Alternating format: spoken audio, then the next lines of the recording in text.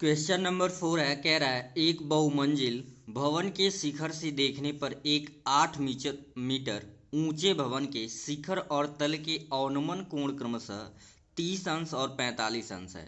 बहुमंजिल भवन की ऊंचाई और दो भवनों के बीच की दूरी ज्ञात कीजिए। ऊंचाई और दूरी से क्वेश्चन है, बहुत ही सिंपल है। देखेंगे कि इसका सॉल्यूशन कैसे होगा। ऊंचाई और दूरी का जब भी आपको कोई भी क्वेश्चन सॉल्व करना होता है तो उसमें फिगर बनाना होता है। आपने अगर ये फिगर सही से बना लिया, क्वेश्चन में जो इन्फॉर्मेशन दिया हुआ है त्रिभुज सही से बना लिया, तो गलत होने के चांसेस बहुत कम हो जाते हैं। देखिए क्वेश्चन क्या कह रहा था कि एक बहुमंजिलीय इमारत है। बहुमंजिलीय क्या है, भवन है या इमारत है।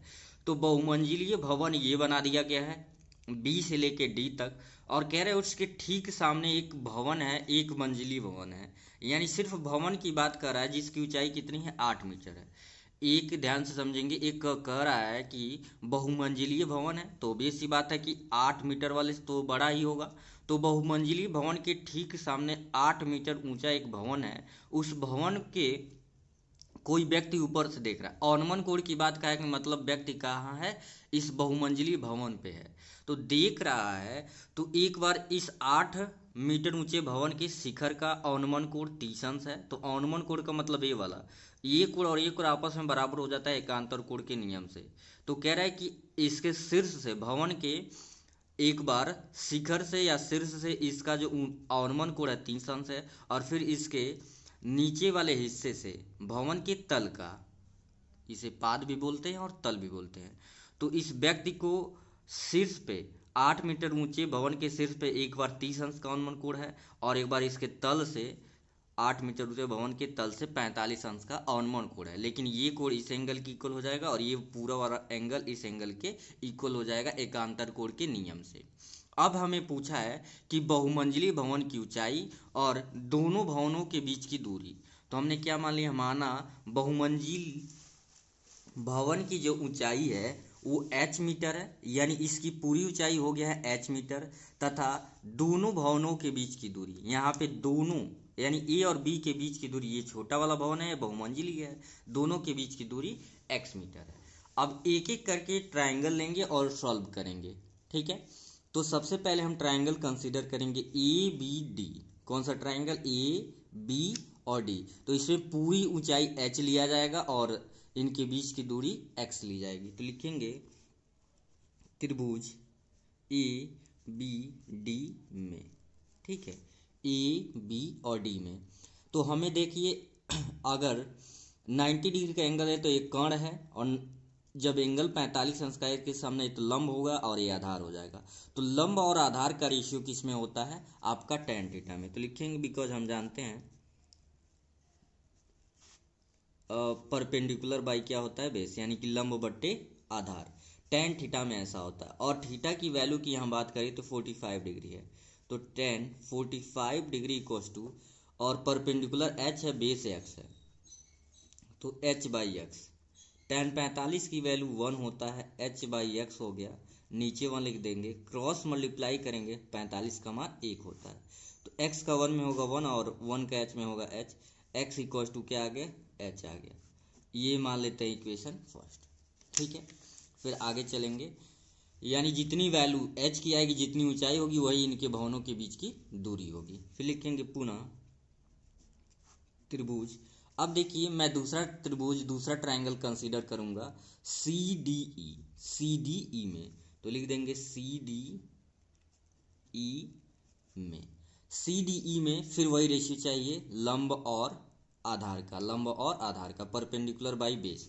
तो फिर वही लिखेंगे बिकॉज हम जानते हैं tan थीटा इक्वल्स टू होता है परपेंडिकुलर बाई बेस, ठीक है। तो अब यहाँ थीटा की वैल्यू चेंज हो गई है, थीटा की वैल्यू 30 डिग्री, कितनी है, 30 डिग्री है, तो लिख लिया गया है।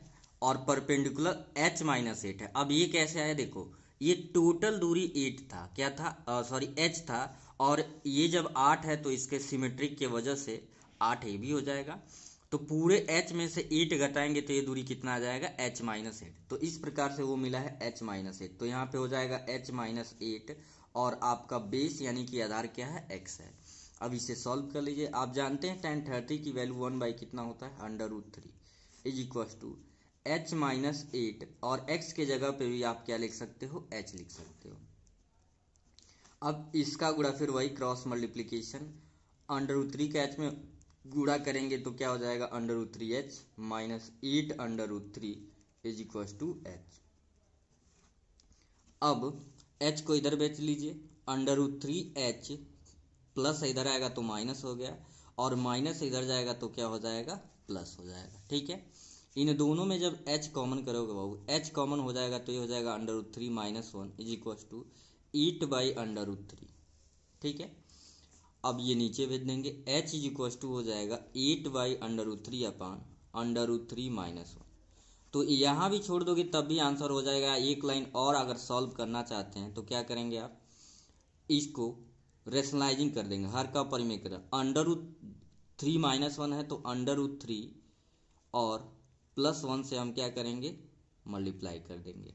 ठीक है, तो h इज इक्व टू, यहाँ पे जब मल्टीप्लाई करेंगे तो ध्यान से देखेंगे, 8√3 का √3 में जब होगा 8√3 इंटू √3 3 हो जाएगा, 8×3 = 24 प्लस 8√3 का 1 में जब होगा तो ये हो जाएगा 8√3 और a minus B A plus B, a² minus b²।